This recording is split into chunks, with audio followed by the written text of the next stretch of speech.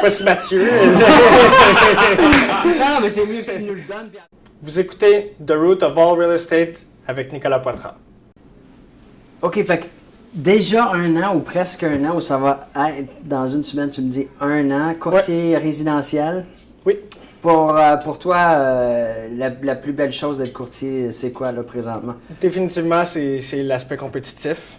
Oh, Plus que t'en donnes, plus que t'en as, puis moi, c'est ce que ça me prenait. Mais la compétition avec tes collègues, avec d'autres courtiers? Avec d'autres courtiers, si tu travailles, il faut que tu aies la faim de vouloir avoir une vente, de vouloir des transactions, des nouvelles relations. Si tu n'as pas cette faim-là, tu ne réussiras pas. Mais c'est bon parce que tu es honnête avec ta réponse. C'est pas... souvent, c'est rare que j'entends le côté plus compétitif, le résultat. Effectivement.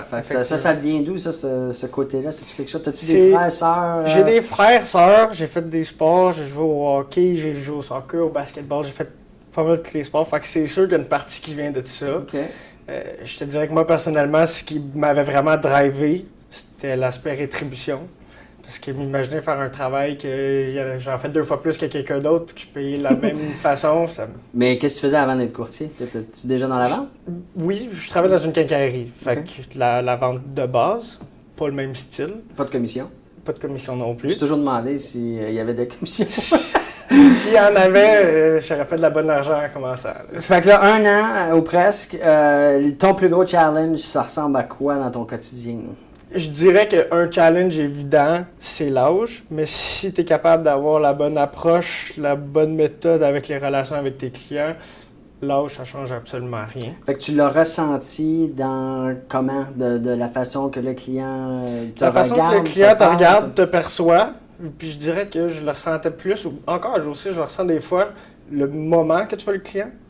Mais quand la visite est terminée, là, t'es un petit peu plus confiant. Si tu as réussi à sécuriser. Moi, j'ai commencé à 24 ans. Fait que, j'ai 24 ans en ce moment. Ah ouais, bon, tu vois, puis j'avais tous mes cheveux. Fait que c'est ça que tu vas recevoir. Tu vas avoir l'air de ça, là. Un autre 23 ans, puis t'as plus de cheveux. 70 ans par semaine, c'est ça que ça fait, OK? OK, fait que ça, c'est comme... Ben, je le comprends, puis ça va prendre un peu de temps, mais ça devient plus facile. Effectivement, puis honnêtement, c'est plus... Puis il y a beaucoup de jeunes, maintenant, qui essaient de devenir courtier immobilier ou qui commencent, puis qui se convainquent de ça. Et j'en suis témoin, c'était ma problématique aussi. Mais over time, là, une fois que tu commences vraiment à t'embarquer, puis tu réussis à faire quelques transactions, tu prends la confiance, tu y penses même plus. Non. C'est ta méthode de le faire, ça fonctionne, ça fonctionne. Parlant d'obtenir de la business, ta source première, c'est quoi? Comment tu vas chercher des leads ou des prospects? Définitivement, moi, mon avantage, c'est que quand j'ai commencé directement avec Caroline Salat, qui était propriétaire de Dans Remax. l'équipe? Ou... Oui, dans l'équipe. Là, on a un petit nouveau maintenant, mais on était juste moi et elle là, pendant peut-être 8 mois. Okay. Puis, elle a été propriétaire de Royal Jordan pendant presque 15 ans. Donc, c'est sûr que j'ai une bonne source de clientèle déjà, vu qu'elle a beaucoup, beaucoup de références. C'était un peu comme une fontaine de chocolat, je dirais. Quand elle a trop de travail, ça l'overflow, ça tombe vers moi. Puis après ça, moi, quand j'ai trop de travail, ça l'overflow, ça tombe à notre petit nouveau. OK. Donc, j'ai une bonne source de référence ou de leads de là. Puis j'ai déjà là, des références avec des clients que j'ai travaillé avec. Ça serait quoi ta définition d'un lead, un bon lead? C'est quelqu'un qui sait ce qu'il veut, puis qui va venir vers moi. J'ai beau... envoyer des messages, envoyer des courriels, faire des cold calls, évidemment, tout ça, ça fonctionne. Mais je dirais que personnellement, ce qui a marché le mieux, ça a été suite à commencer les vidéos sur Internet, définitivement. Fait que les réseaux sociaux, l'utilisation des plateformes, je suis allé vite voir tes contenus. Ouais. Tu as un compte Instagram. Est-ce que tu utilises les autres plateformes? J'ai aussi TikTok, Facebook et un que la majorité oublie tout le temps, LinkedIn. LinkedIn, qui est une plateforme fantastique, et j'en parle souvent, ça, qu'au Québec, en tant que courtier, on n'utilise pas à sa pleine capacité LinkedIn. Fait que je suis content de t'entendre me dire que... Il y a autant de monde là sur LinkedIn, c'est sur toutes les autres si plateformes. pas plus. Si pas plus, effectivement. Et YouTube, c'est une plateforme qui... C'est quelque chose que j'aimerais faire, mais je pense que ce serait plus... je travaillerais avec une équipe pour la partie YouTube. J'ai l'impression que la division des vidéos devrait être différente que sur... Mais tu es sur TikTok, fait que ton format TikTok pourrait aller bien sur les shorts. Effectivement. YouTube connecté à Google, fantastique, parce que tu as l'outil de recherche le plus populaire au monde. Fait que ça vient Puis les shorts sur YouTube, ça grandit très, très, très vite et Absolument, rapidement. absolument. Fait que c'est bon. Fait que ça, c'est important pour toi depuis le début. Tu focuses sur les acheteurs-vendeurs, c'est un peu des deux. Il n'y a pas de. En ce moment, c'est principalement acheteur. Puis, parce que comme je travaille avec Caroline, le but c'était d'y goûter vraiment beaucoup. Quand tu commences, oui, si tu as la chance d'avoir des vendeurs, go all in. Mais quand tu as des acheteurs, c'est là que tu fais toutes les visites, tu apprends sur la propriété, tu as les inspections avec ton client. Fait que c'est là que tu goûtes le plus en commençant. Là, comme on a un nouveau, lui, il va prendre la partie qu'est-ce qu'il y a des acheteurs, puis là, moi, je vais embarquer vraiment sur le vendeur avec elle. Tu passes combien de temps en pratique, là, en moyenne, tu dirais, par jour? Sur la business? Sur ta business en tant que courtier? 10-12 heures. 7 jours sur 7? 7 jours sur 7. Puis ça, est-ce que c'est quelque chose que tu vois soutenable à long terme? Pour être honnête, pour l'instant, j'y vais jour le jour. Ça a été très soutenable dans l'année. J'adore ce que je fais, donc ça ne file pas comme du travail. Non. Puis si je travaille pas, j'ai l'impression que je fais rien pendant 1 heure, puis je panique. Là. Je sais qu'il faut que je fasse quelque chose. Faut que tu bouges. C'est ça. Fait que c'est sûr que pour l'instant, c'est soutenable. À voir pour l'avenir. Ben, tant que j'ai pas d'enfant, puis tant que la vraie vie m'a pas frappé encore, T'en profites. Parlant de l'avenir, 5 ans, d'ici 5 ans, dans 5 ans, t'es dans quel rôle, t'es dans quelle capacité? C'est sûr qu'à un certain point, j'aimerais savoir une équipe en arrière. Si ça continue de la façon que ça a commencé, je le vois définitivement. Je continuerai dans l'immobilier. Je divergirais un petit... Si c'est un terme, diverger. J'invente plein de mots. C'est sûr que j'aurais un petit changement, une petite direction vers l'investissement immobilier, peut-être l'investissement commercial.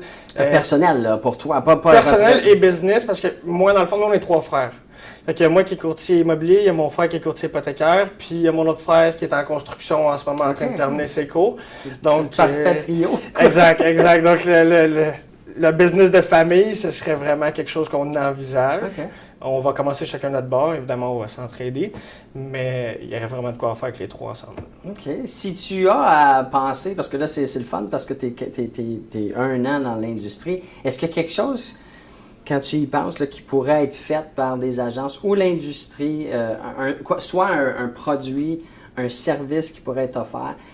Oublie la technologie d'aujourd'hui, tu peux imaginer n'importe quoi, puis oublie le budget ou combien ça coûterait. Est-ce que tu as eu la chance peut-être de penser à... Hey, pour le courtage ou pour le courtier, dans le quotidien du courtier, hey, s'il y avait tel service ou telle chose, tel produit... C'est sûr qu'il y en aurait. Je pense que ce serait plus des je pense que c'est personnel à chaque. Je penserais à un produit, un service qui aiderait avec la gestion du temps ou avec la gestion des horaires ou avec... tu sais, comme un peu une secrétaire, mais avec le AI, si ça peut faire du sens. Fait qui s'occupe de tout, que tu es capable de le programmer, puis que c'est comme si c'est ta secrétaire qui travaille de chez eux, mais est avec toi sur ton ordi tout le temps. Parce que là, c'est toi qui fais tout ça, là? Bien, on a une secrétaire au bureau qui nous aide énormément. C'est le monde d'équipe, si elle n'était pas là, je serais... Mais d'avoir une personne qui n'a pas d'émotion. Ben ça, j'en ai dans la vie de tous les jours. Ça, c'est différent. Mais non, j'ai pas... Mais 24/24, que tu peux juste lancer, hey, rappelle-moi de telle chose. Exact. Tu sais, tout est programmé. J'ai reçu une demande de visite, que ça rentre direct dedans, ça me le met direct automatique dans un calendrier. Un rappel. Oh, c'est sûr qu'on arrive là. C'est sûr que tu vas voir ça dans ta carrière. J'ai absolument aucun doute. La façon que ça s'en va, j'ai aucun doute. Côté ce que tu aimes le moins, ce serait quoi en tant que courtier, dans ton quotidien? C'est une bonne question, honnêtement.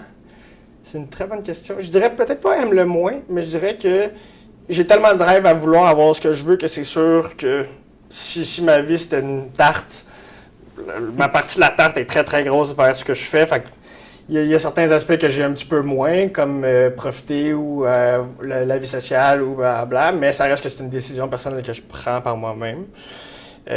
Puis honnêtement, même à travailler autant que ça, je ne sais pas comment quelqu'un réussirait dans ce domaine-là s'il en donnait pas autant, là, surtout en commençant. Fait que c'est sûr que c'est une partie qui est un petit peu plus dommage, je dirais, mais c'est pas une partie qui me déçoit ou que je trouve qui est vraiment plate. Qui est négatif. C'est pas négatif. Non. Pas pour l'instant, du moins.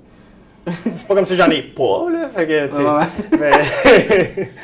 Fait que pour toi, tu avais réalisé à quel point que c'est important les réseaux sociaux puis l'impact que ça a. Puis je ne vais pas te demander nécessairement l'impact que ça a eu sur ta business, mais où est-ce que tu penses que ça va s'en aller? Avec les réseaux sociaux, l'importance pour les courtiers immobiliers, c'est quoi qui va différencier un courtier qui vit sur les réseaux sociaux, un qui ne l'est pas? Ben, j'en parle souvent et j'ai fait beaucoup de posts. On en a parlé tantôt sur notre live. J'ai fait un post cette semaine, puis il y a eu beaucoup de commentaires et de feedback en bon français. Et je dis que si on n'est pas sur les réseaux aujourd'hui, puis qu'on est travailleur autonome, qu'on soit courtier ou autre, tout se bien de se lancer dans quelque chose d'autre et d'aller se trouver une job. Parce que si tu n'as pas de visibilité aujourd'hui sur les réseaux sociaux, ben, tu n'existes pas pour quasiment le monde entier. Effectivement. Et c'est pas négatif, ça. Ça veut juste dire qu'il faut juste comprendre la puissance des réseaux et que c'est plus ce que c'était il y a 23 ans avant, quand c'était la télé, la radio. Ceux qu'on voyait à la télé, ceux qu'on voyait à la radio, c'est eux qui avaient le business. Ouais. Mais on n'avait pas les budgets pour les petits entrepreneurs comme moi à l'époque, 23 ans en arrière. J'avais pas les moyens, moi, de payer pour être à la télévision ou à la radio. Fait qu'il fallait que je fasse des appels à fois, puis du porte-à-porte, puis tout ce qui est traditionnel. Aujourd'hui, il n'y a plus de télé, puis il n'y a plus de radio, pas littéralement, là, mais le focus de la population est sur les réseaux sociaux. C'est la nouvelle télé, la nouvelle radio. Fait que nous, en tant que travailleurs autonomes avec petit budget pour publicité, ben on peut créer autant de contenu qu'une grosse compagnie sur les réseaux sociaux. On peut avoir la même visibilité gratuitement, si on comprend. C'est ce qui est l'avantage, c'est ça que j'allais venir. C'est le fait que c'est gratuit en plus.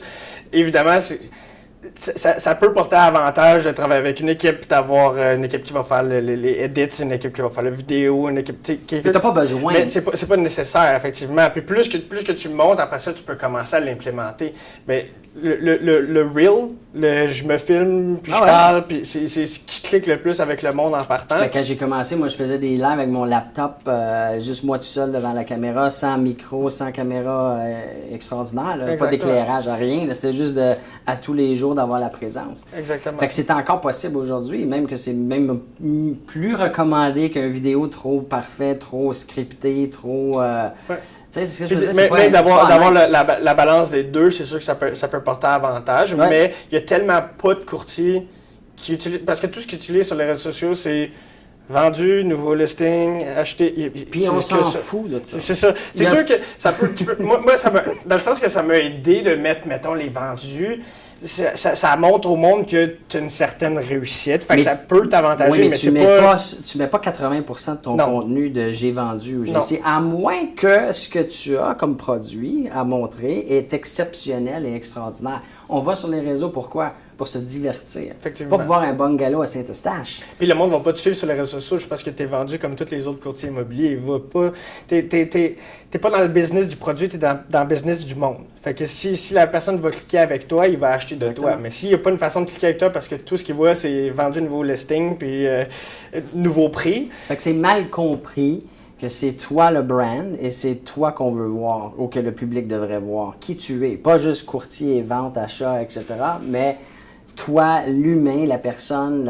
Et là, quand j'aurai le besoin d'acheter, vendre, investir, peu importe, je vais penser, moi, je vais aller avec ce gars-là que j'aime bien parce qu'il fait du surf, puis moi, je suis un surfeur. Exactement. Ouais. Fait que c'est comme ça que moi, je le vois et que je l'applique et ça va très bien. Moi, ça a vraiment fait ça comme ça. Ça avait commencé doucement, mais là, après ça, c'était le monde me contacte directement sur les réseaux sociaux, m'appelle, ou même des fois, je vais être en public, puis là, t'es partout sur Internet, puis là, c'est quasiment un compliment en me disant ça. Après ça, quand ils pensent à « faut que j'achète, faut que je vends », qui que j'appelle? La personne que je vois sur la pancarte ou la personne qui a tous les jours que j'ouvre mon téléphone, que je le vois sur Facebook, Instagram, LinkedIn, on va aller avec cette personne. C'est plus une option. Il faut le faire. C'est une obligation. Qu'on soit confortable ou non, il faut passer à travers, puis ou changer de carrière, tout simplement. Puis tu t'habitues rapidement aussi à le faire. C'est sûr que c'est malaisant, c'est inconfortable quasiment en partant. Mais une fois que tu es parti, tu es comme, OK, il faut que je le fasse, il faut que je le pose, c'est comme aller au gym. Tu vas pas y aller pendant 2 semaines, ça va être difficile. Il faut quasiment que tu te sortes les fesses pour pouvoir y aller, puis tu te forces. Puis là, après 2 semaines, c'est comme, OK, là, il est 4 heures, il faut que j'aille. Puis tu veux y aller. Exact. Parce que tu vas commencer à te sentir mieux, tu vas voir les résultats comme tu disais tantôt. Exactement. J'ai bien aimé notre conversation. Merci encore d'avoir participé. Absolument. Ouais. OK. Correct? Ça me va pleinement. Cool, mais j'ai bien aimé. Alright. Merci beaucoup d'être venu. Merci à toi, j'apprécie. Puis À la prochaine on va fois. se revoir, je suis sûr. Ouais, ouais.